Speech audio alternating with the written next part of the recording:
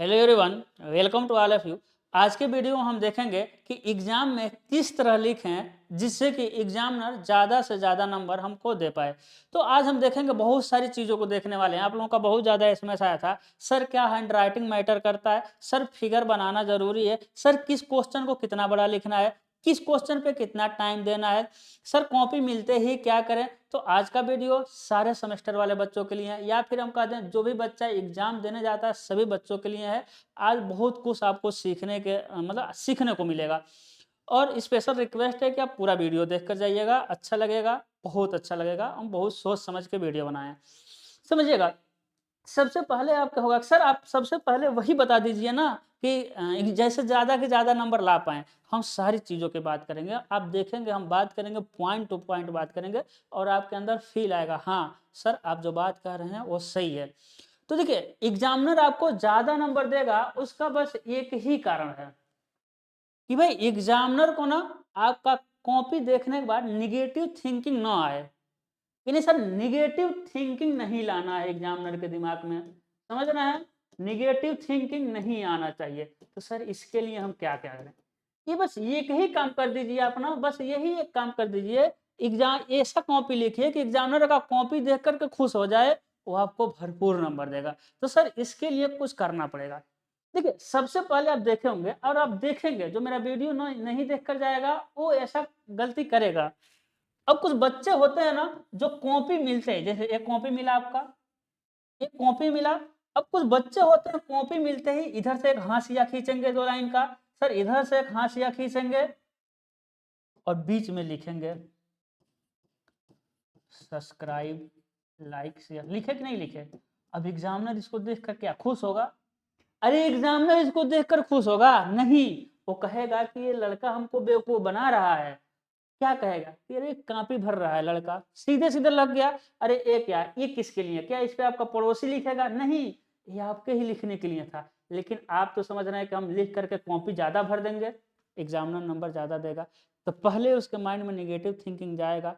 यानी सबसे पहला, दोनों तरफ हाशिया नहीं खींचना है, पहला काम करना है। अरे कॉपी लिखने के लिए होता है तो सर हाशिया ही नहीं खींचेंगे क्या? नहीं भाई, खींचना है, लेकिन एक तरफ खींचना है और हिसाब से खींचना है, जिससे कि लगे हाँ लड़का काम करने के लिए थोड़ा चौड़ा चौड़ा सा हाशिया खींचा है। तो पहला निगेटिव थिंकिंग यही से आएगा। दूसरा आप इसी में समझ गए होंगे, अरे दूर दूर नहीं लिखना है ना। यदि आप दूर दूर लिखेंगे, बस निगेट, अभी हम पहले पॉइंट पे बात कर रहे हैं कि निगेटिव थिंकिंग क्या देखकर एग्जामिनर को आएगा। अब बताइए, यदि आप दूर दूर लिखेंगे तो क्या सोचेगा? बिल्कुल वो सोचेगा, यही सोचेगा, लड़का कॉपी भरा है और भरे ही है। जो दूर दूर क्यों लिखे? दूर दूर लिखने का ही मतलब है कि लड़का कॉपी भरा है। निगेटिव थिंकिंग आया, क्या नंबर मिलेगा? नहीं मिलेगा।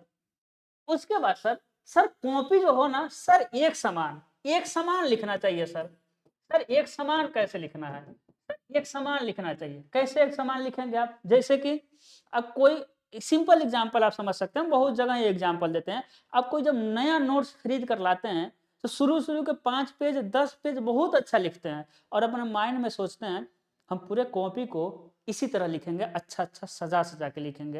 लेकिन आपको भी पता है कि 4 5 10 20 पेज बाद उस कॉपी पर क्या हाल करते हैं वो आपको पता है।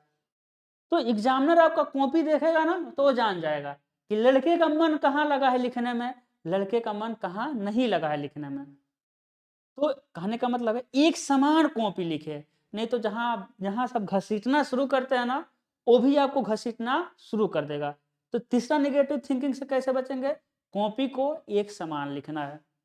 ऐसा नहीं कहीं एकदम बना के लिखिए, कहीं एकदम घसीट दीजिए, बिल्कुल नहीं। सर चौथा क्या लिखना है कि शुरू शुरू में, सर शुरू शुरू में ना, शुरू शुरू में ऐसा नहीं है कि एकदम सही सही क्वेश्चन लिखिए ना। तो इस पर हम बात करेंगे, चौथे पॉइंट पे बात करेंगे, हम आगे बात करेंगे, ठीक है, क्योंकि इससे रिलेटेड कुछ टर्म है। कहने का मतलब है, कहने का मतलब है, देखिए दूसरा काम करना है क्या? दूसरा काम, सर पहला तो हो गया, सर चौथे वाले को याद रखिएगा, चौथे वाले को हम बाद में बताएंगे। सर 3 काम करना है, एक समान लिखना है, दूर दूर नहीं लिखना है और हाशिया बहुत चौड़ा नहीं खींचना है। सर दूसरा काम क्या है ना, सर दूसरा काम क्या करना है आपका? दूसरा काम करना है, सर पेपर मिलते ही ना, सर पेपर मिलते ही क्या करना है सर? सर पेपर मिलते ही सरसरी निगाहों से पूरे पेपर को पढ़ लेना है। पहला काम तो यही करना है पेपर मिलते ही। तो सर इसको क्यों बताए? क्योंकि आप एग्जामिनर को प्रभावित करना है, सबसे पहले इसी पॉइंट को बताए। तो सर पेपर मिलते ही ना सरसरी निगाहों से एक बार देख लेना है कि पेपर की औकात क्या है। इससे क्या फायदा होगा? बहुत फायदा होगा। इससे क्या फायदा होगा आपका? बहुत फायदा होने वाला है आपका। क्या फायदा होगा? देखिएगा। तो जब जरूर देखना है पेपर से को सबसे पहले देख लेना है, सरसरी निगाहों से देख लेना है कि इसकी औकात कितनी है। यदि इसकी औकात आपके बाहर है तब फिर तो अच्छी बात नहीं है। बाहर नहीं होगा, आप हमसे पढ़े हुए, डोंट वरी। तो पेपर मिलते ही सरसरी निगाहों से क्या करना है? सारे पेपर को देख लेना है, पेपर की औकात देख लेना है। जैसे ही आप सरसरी निगाहों से देखेंगे ना, तब आपको क्या करना है सर? सर तीसरा काम क्या करना होता है? तीसरा पॉइंट की बात कर रहे हैं, काम नहीं है। तो तीसरी पॉइंट हम क्या बताएंगे कि सबसे जो ज्यादा जानते हैं ना, सबसे ज्यादा जानने वाला क्वेश्चन पहले करना है। सबसे ज्यादा जानने वाला, तो सबसे ज्यादा जानने वाला क्वेश्चन को क्या करेंगे? पहले लिखेंगे, है ना? क्या लिखेंगे? सबसे ज्यादा जानने वाले क्वेश्चन को क्या करेंगे आप? पहले लिखेंगे, क्योंकि आप जानते हैं क्योंकि first impression is last impression कहा जाता है ना। यदि आप अच्छे से लिख देंगे, एग्जामिनर कहेगा हाँ लड़के के अंदर जानकारी है। तो सर ऐसा भी नहीं कहना है, वही मेरा चौथा पॉइंट जो हम छोड़े थे, वही चौथा पॉइंट जो हम छोड़े थे वो काम नहीं करना है। क्या सर? ऐसा नहीं करना है कि सबसे अच्छा लिखिए, फिर मतलब सबसे ज्यादा जानने वाला लिखिए, उससे कम जानने वाला, उससे कम जानने वाला, उससे कम जानने वाला। उसके बाद एक ऐसा टर्म आएगा कि आप पूरा गलत गलत आंसर लिखेंगे, क्योंकि अब बिना जानने वाला क्वेश्चन आ गया। गलत गलत आंसर लिखेंगे, गलत गलत आंसर लिखेंगे, तब एग्जामिनर क्या करेगा? चौथा पॉइंट वही है, एग्जामिनर को प्रभावित कैसे करें। देखिएगा, कुछ मतलब कि सबसे ज्यादा सही जानने वाला पहले लिखिए, उसके बाद देखिए 3-4 क्वेश्चन आप सही लिखिए, 3-4 क्वेश्चन एकदम कॉन्फिडेंस वाला क्वेश्चन लिखिए, और उसी के बीच में एक बिना जानने वाला क्वेश्चन को घुसा दीजिए। फिर कुछ क्वेश्चन सही लिखिए कॉन्फिडेंस वाला, और फिर उसके बीच में एक बिना जानने वाला घुसा दीजिए। नहीं तो एग्जामिनर आपको पकड़ लेगा कि लड़का जानने वाला तो पूरा लिख चुका, अब वो बिना जानने वाला लिख रहा है, अब ये बना बना के लिख रहा है, तो फिर वो नंबर काटना शुरू कर देगा। भले बीच में एक कॉन्फिडेंस वाला लिख दीजिए। बात को समझ रहे हैं? तो यही आपका चौथा है कि निगेटिव थिंकिंग से बचने का उपाय। ये तो आपको करना है ना, सरसरी निगाहों से देखना है। सरसरी निगाहों से देखेंगे तभी तो आप पता कर पाएंगे किस क्वेश्चन में ज्यादा कॉन्फिडेंस है, किस क्वेश्चन में कम कॉन्फिडेंस है, किस क्वेश्चन को कहां ले जा करके घुसाना है। बात को समझ रहे हैं? समझ रहे होंगे। अगला क्वेश्चन आएगा, सर टाइम कैसे मैनेजमेंट करें? सर टाइम को बताइए, टाइम को मैनेजमेंट करें। तो ये तो आपके ऊपर डिपेंड करता है ना सर, ये तो आपके ऊपर डिपेंड करता है। अब कोई कहता है कि 5 नंबर वाला क्वेश्चन पहले करना है, कोई कहता है पहले छोटे छोटे को निपटा लें, कोई 5 नंबर वाले क्वेश्चन को 4 पेज में लिखता है, कोई 5 नंबर वाले को 2 पेज में हालत खराब हो जाता है। तो वो आपके ऊपर डिपेंड करता है कि आपका स्पीड कितनी है। अब तेज स्पीड में ऐसा ना लिखें कि घसीट दे डॉक्टर वाला भाषा में, तो फिर कोई मतलब नहीं है। तो वो टाइम मैनेजमेंट, सर किस क्वेश्चन को कितना टाइम देना है, ये जब सरसरी निगाहों से पढ़ेंगे ना तो पता चल जाएगा ना कि 5 क्वेश्चन करना है और पांचों में 2-2 क्वेश्चन है, 10 क्वेश्चन है, हमारे पास इतना टाइम है, तो 5 मिनट में सरसरी निगाहों से देख करके टाइम को मैनेजमेंट कर लेना है।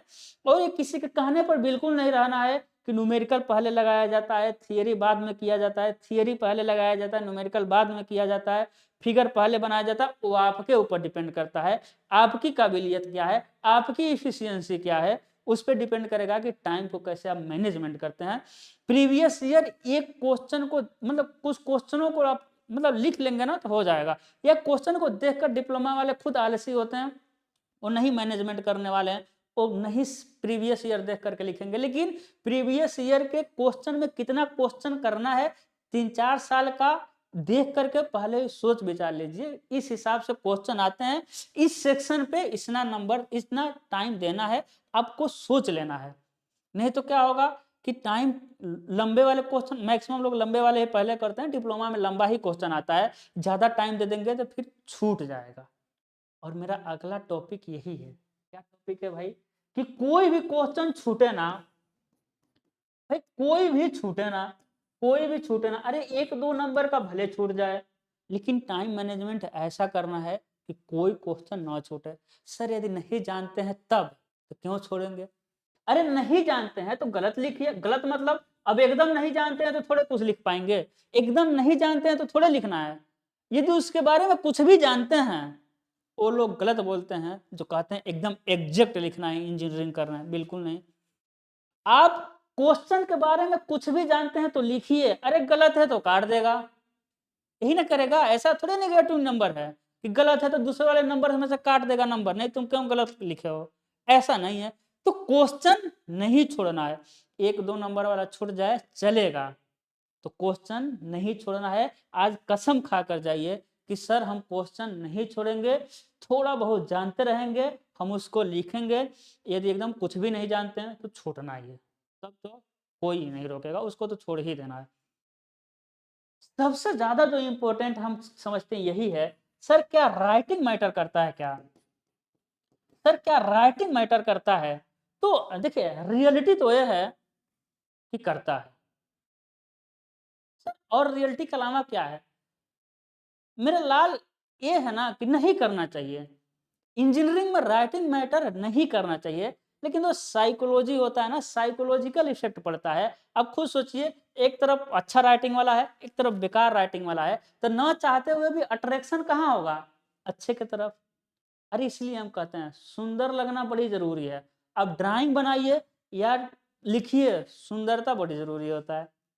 तो एक खराब लिखा हुआ है, एक अच्छा लिखा हुआ है, कोई अंतर नहीं, दोनों अपने एक ही चीज़ लिखे हुए हैं। लेकिन अब ना चाहते हुए भी अट्रैक्शन कहाँ हो जाएगा आपका अट्रैक्शन कहाँ हो जाएगा? अच्छे लिखने वाले की तरफ हो जाएगा। तो सर हैंडराइटिंग तो नहीं सुधार सकते। सर कोई भी क्वेश्चन ना छूटे, हम कोशिश करेंगे ना छूटे। सर टाइम भी मैनेजमेंट कर देंगे। सर ये सारा जो बताए हैं आप लोग कर लेंगे। लेकिन आपका एक क्वेश्चन होगा, सर राइटिंग तो हम नहीं सुधार पाएँगे ना, राइटिंग तो नेचुरल होता है। अरे राइटिंग नहीं सुधार पाएँगे, लेकिन कुछ काम तो कर सकते हैं ना। सर कौन-कौन सा काम करना है? मतलब ऐसा नहीं लिखना, कुछ लोग तिरछा-तिरछा लिख देते हैं, तिरछा-तिरछा। ऐसा नहीं लिख देना है कि एग्जामिनर को समझ ही ना आए। अरे मेरा राइटिंग बहुत अच्छा नहीं होता है, लेकिन देखिए हम बड़ा-बड़ा लिखते हैं। किसी किसी भी थियरी एग्जाम में मेरा 35 से कम नंबर आता ही नहीं है। सिविल वाले समझेंगे भूकंप इंजीनियरिंग, उसमें मेरा थोड़ा कम नंबर आ गया। लेकिन हम एग्जामिनर को ऐसा इफेक्ट डालते हैं उसके माइंड पर ना, को 35 नंबर कम देता ही नहीं है।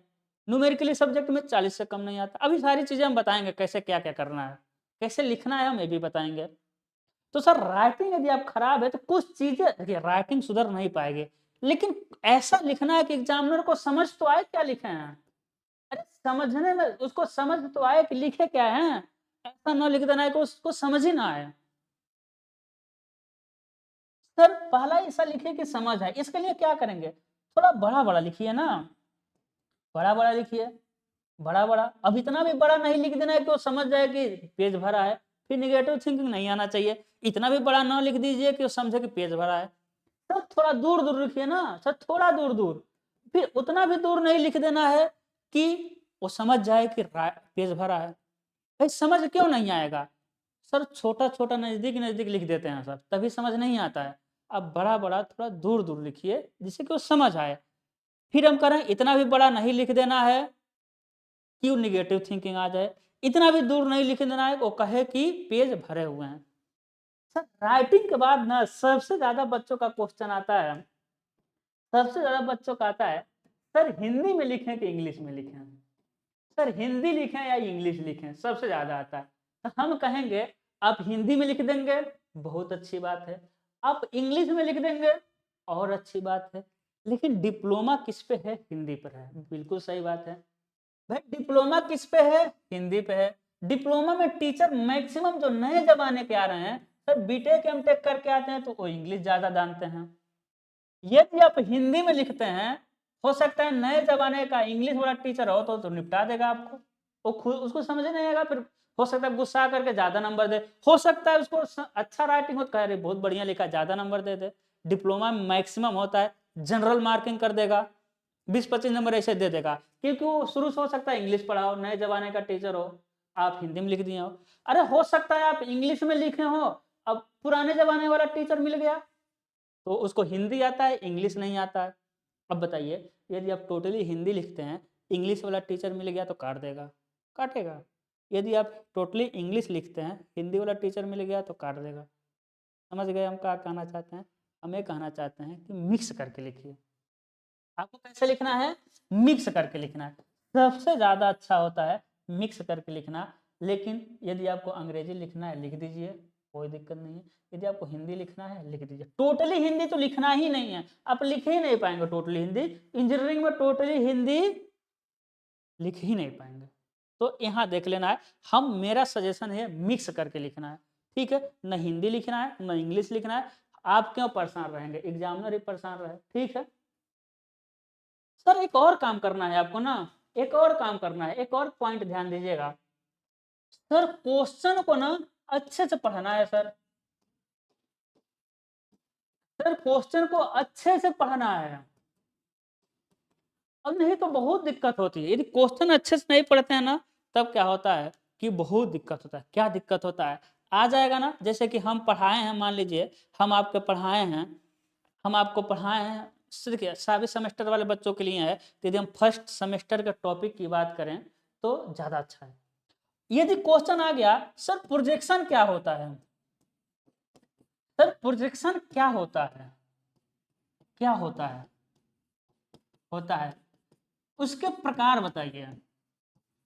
सर प्रोजेक्शन क्या होता है उसके प्रकार बताइए। ठीक है, अब जल्दी जल्दी में क्वेश्चन पढ़े, अब जल्दी जल्दी में क्वेश्चन पढ़े, आपने क्या पढ़ा, प्रोजेक्शन क्या होता है लिख दिए। जब किसी वस्तु की बाहरी सतहों से जाती हुई लाइन ऑफ साइट किसी प्लेन ऑफ प्रोजेक्शन पर टकराती है तो उन बिंदुओं को मिलाने से प्राप्त जो आरेख होता है वही प्रोजेक्शन होता है। जल्दी जल्दी पढ़े हैं, उसके प्रकार बताना भूल ही गए। बात को समझ रहे हैं, बात को समझ रहे हैं ना? तो ऐसा होता होगा, आप लोग हाई स्कूल इंटर करके आए हैं, या जो बच्चे फर्स्ट ईयर सेकंड ईयर करके थर्ड ईयर में होंगे, आपने कहीं ना कहीं जल्दी में क्वेश्चन कुछ और रहा होगा, बता कुछ और दिए होंगे, है ना? क्वेश्चन कुछ और रहा होगा और बता कुछ और दिए होंगे। कहाँ दिए होंगे भाई? जल्दी जल्दी में क्वेश्चन कुछ और रहा होगा, बता कुछ और दिए होंगे। ठीक है, फोन आ गया, ये मोबाइल कभी साथ नहीं छोड़ता है। ठीक है, चलिए देखते हैं।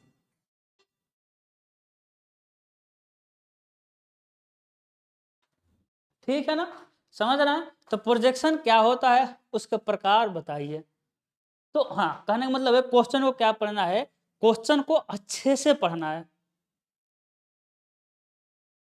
बात को समझ रहे हैं? क्वेश्चन को क्या करना है, अच्छे से पढ़ना है, ताकि इस तरह का बहुत सारा आपका आ जाएगा। जैसे कि आ जाएगा बहुत क्वेश्चन आ सकता है ना कि लाइन लाइन के के लाइन कितने प्रकार के होते हैं, लिख देगा लाइन क्या है, नहीं लाइन कितने तरह के होते हैं, लाइन कितने प्रकार के होते हैं, लाइन कितने प्रकार के होते हैं। हिडन लाइन के बारे में विस्तार से बताइए, हिडन लाइन के बारे में विस्तार से बताइए। अब जल्दी जल्दी पढ़ेंगे तो लाइन कितने प्रकार के होते हैं, इसी को क्या करेंगे, इसी को कर देंगे, और हिडन लाइन के बारे में बताने के लिए क्या करेंगे, आप भूल जाएंगे, इसके बारे में क्या कर देंगे, आप भूल जाएंगे। ठीक है, ठीक है। फिर अगला समझना है, अगला आपका क्वेश्चन आएगा, सर क्या एग्जामिनर एक एक वर्ड पढ़ करके कॉपी चेक करता है क्या, क्या एग्जामिनर एक एक वर्ड पढ़ेगा? तो हम कहेंगे, और आप भी जानते हैं, नहीं पढ़ेगा। एक एक वर्ड वो पढ़ करके कॉपी नहीं चेक करेगा, शुरू का कुछ पढ़ेगा और लास्ट का कुछ पढ़ेगा, पढ़ेगा ही पढ़ेगा शुरू और लास्ट का। तो शुरू और लास्ट में क्या लिखना है इसके बारे में कुछ समझते हैं। सर लिखने के लिए ना छोटे क्वेश्चनों की बात नहीं कर रहे हैं, हम बड़े क्वेश्चन की बात कर रहे हैं। लिखने के लिए हम 3 पार्ट में डिवाइड करेंगे, 3 पार्ट में। सबसे पहले आप इंट्रोडक्शन लिखेंगे, सबसे पहले आप इंट्रोडक्शन लिखेंगे, यहाँ लिख दे रहे हैं सर, सबसे पहले आप इंट्रोडक्शन लिखेंगे, इंट्रोडक्शन लिखेंगे। अब हेडिंग नहीं देना है, हम उसके बारे में बता रहे हैं। उसके बाद सर मेन पार्ट लिखेंगे, सर मेन पार्ट लिखेंगे। उसके बाद सर कंक्लूजन लिख देंगे, यानी निष्कर्ष लिखा जाता है। कैसे लिखा जाता है समझिए। जैसे कि आ गया सर प्रोजेक्शन कितने प्रकार के होते हैं बताइए। सर क्वेश्चन आ गया प्रोजेक्शन के प्रकार बताइए, क्वेश्चन क्या आ गया, प्रोजेक्शन के प्रकार बताइए। अब देखिए क्या करेंगे इसमें, अब सबसे पहले प्रोजेक्शन के प्रकार बड़ा क्वेश्चन है, कितना है बड़ा क्वेश्चन, क्योंकि इंट्रोडक्शन मेन पार्ट और कंक्लूजन बड़े क्वेश्चन में ही काम आएगा। एक थोड़ी हो जाएगा प्रोजेक्शन के प्रकार बताइए 2 नंबर में आ जाएगा तो ये सब लिखेंगे नहीं, तब तो सिर्फ नाम लिखते हुए चले जाएंगे। तो सर इंट्रोडक्शन में ना अब सबसे पहले आपको बताना पड़ेगा कि प्रोजेक्शन होता क्या है। डायरेक्ट हम प्रोजेक्शन के प्रकार पर नहीं आएंगे, हम एग्जामिनर को बताएंगे एग्जामिनर जी हमको डिटेल में आती है, हमको नॉलेज है। सबसे पहले आप बताएंगे कि प्रोजेक्शन क्या होता है, फिर बताएंगे उसके टाइप जो पूछा था, फिर बताएंगे उसके टाइप। कंक्लूजन में आप बता सकते हैं कि डिप्लोमा में हम लोग 2D का ही प्रयोग करते हैं, टॉप व्यू फ्रंट व्यू और साइड व्यू से ही हम सारे ऑब्जेक्ट को पता लगा सकते हैं। तो कंक्लूजन में जैसे कि हम वीडियो शुरू करने से पहले आए तो इंट्रोडक्शन दिए, क्या इंट्रोडक्शन दिए कि आज हम पढ़ेंगे कि एग्जामिनर कैसे आपको ज्यादा नंबर देगा, राइटिंग मैटर करता है कि नहीं, कॉपी कितना, किस क्वेश्चन में कितना टाइम देना, सारी चीजें इंट्रोडक्शन बता दिए थे। उसके बाद मेन पार्ट बता रहे हैं, अभी सबसे लास्ट में क्या करेंगे, कंक्लूजन बताएंगे। तो यही काम आपको करना है, डायरेक्ट नहीं कोई काम करना है, एग्जामिनर को दिखाना है कि हमको बहुत कुछ आता है। तो कहेंगे सर बड़ा नहीं हो जाएगा इससे लिखेंगे, तो उस हिसाब से लिखना है जिस नंबर का क्वेश्चन है। अरे प्रोजेक्शन का प्रकार यदि बताने के आ गया 2 नंबर का तब ये सब लिखेंगे, तब क्या लिखेंगे सर, ये 2 प्रकार का होता है sir, perspective projection, parallel projection. अब पर्सपेक्टिव सर 2 तरह से होता है सर, सर ए भी 2 तरह से होता है, ए रियल होता है लीनियर होता है, इतना ही बता कर रहने दीजिए। सर इसके आगे यदि 5 नंबर का तब बताइए ना, सर ऑर्थोग्राफी होता है, सर ओब्लिक होता है। ऑर्थोग्राफी 2 प्रकार का होता है, multi view, axonometry. Sir multi view top view front, जब 5 नंबर में बढ़ाते जाइए। तो सर ये भी इसमें क्वेश्चन आपका हो गया, सर किस क्वेश्चन को कितना बड़ा लिखें, भले वो क्वेश्चन छोटा ही है लेकिन यदि वो 5 नंबर का है तो आपको कुछ ना कुछ तो लिखना पड़ेगा कि नहीं पड़ेगा। यदि आ गया कि लाइन, यदि आ गया लाइन, लाइन क्या होता है, लाइन क्या है बताइए, बताइए लाइन क्या है बताइए। एक क्वेश्चन 2 नंबर में भी आ सकता है, तो क्या लिखेंगे, 2 बिंदुओं को मिलाने से प्राप्त रेखा क्या कहलाती है, लाइन सेगमेंट कहलाता है। बस लिख दीजिएगा। लाइन दो तरह का होता है, बहुत तरह का लाइन होता है, लिख दीजिएगा sir Sidhi line, curve line, sir parallel line, sir not parallel line होता है ना, 2 समांतर रेखा, असमांतर रेखा, रेखा ही तो है। लेकिन यदि ये 5 नंबर में आया तब क्या, तो सबसे पहले आप लाइन के बारे में लिखेंगे, उसके बाद हेडिंग डालेंगे सर प्रकार, है ना, फिर सर इसके बारे में लिखेंगे, डिटेल में लिखेंगे, है ना, क्या लिखेंगे सर डिटेल में। नहीं तो एक एक लाइन लिखते हुए निकल जाएंगे, दो चार लाइनों को लिखते हुए निकल जाएंगे। और 5 नंबर में आ गया sir, sir main portion, introduction, conclusion सारा लिखना पड़ेगा। तो वो आपको देखना है कितना बड़ा क्वेश्चन आ रहा है और कितना टाइम देना है, कितना बड़ा लिखना है।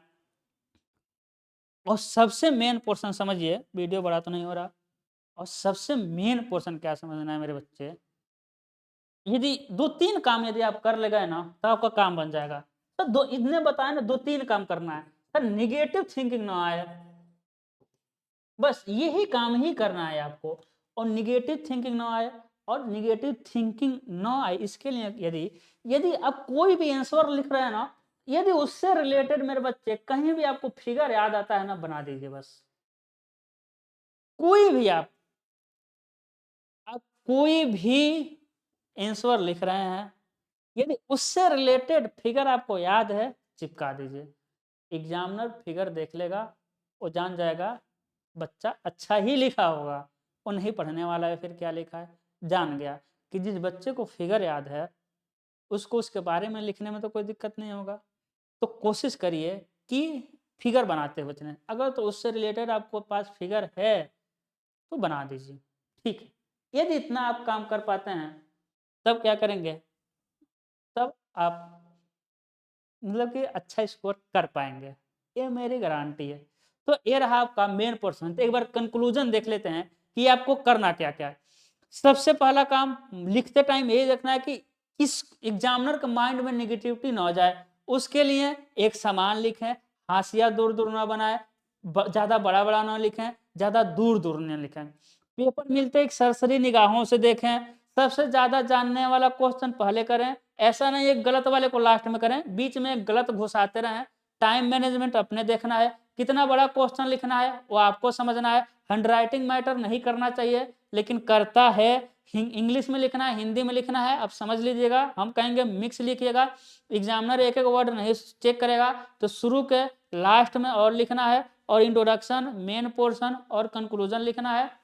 एक चीज और समझिएगा, किसी भी चीज के बारे में बहुत बड़ा, बहुत जैसे एक पेज है, तो किसी के बारे में बहुत बड़ा मत लिख दीजिएगा, है ना। आप लिखते टाइम पैराग्राफ चेंज करते रहिए। देखिए एकदम पूरा नहीं लिख देना, बिल्कुल नहीं। आप लिखते टाइम क्या करिए, कुछ लिखिए फिर पैराग्राफ चेंज कर दीजिए, ठीक है ना। इससे पढ़ने में मजा आता है ना। इससे एग्जामिनर क्या होता है, आपका खुश होता है। पैराग्राफ चेंज करते हुए लिखेंगे तो पढ़ने में अच्छा लगता है, कॉपी देखने में भी अट्रैक्टिव लिखता है। तो ऐसा नहीं बहुत बड़ा यदि क्वेश्चन है तो बिना पैराग्राफ चेंज करते हुए लिखे जाना, 5-6 लाइन बाद पैराग्राफ चेंज करते रहिएगा। आप अपने हिसाब देख लीजिएगा, 5-6 लाइन यदि ज्यादा नजदीक हो रहा है तो आप थोड़ा दूर दूर कर सकते हैं, 7-8-9 लाइन। यानी पैराग्राफ कॉपी में कम से कम, यदि पूरा पेज है तो कम से कम 3 पैराग्राफ तो चेंज करना ही है। 3 पैराग्राफ तो चेंज करना ही है। तो पैराग्राफ चेंज करते, ऐसा नहीं कि पूरा भर दीजिएगा, एकदम बेकार लगेगा, वो पढ़ेगा ही नहीं, उब जाएगा, देखते ही बोरिंग लगेगा। ठीक है, तो इतना काम करते हुए चलते हैं, ये चलना है आपको। और आपका एग्जाम आ गया है, सभी को ऑल द वेरी बेस्ट। अच्छे से मतलब आपका पेपर अच्छा जाए, आप अच्छे नंबर लेकर आए, और हमको मिठाई खिलाना मत भूलिएगा। ठंडी है, अपना ख्याल रखते हुए पढ़ाई करिएगा। All the best.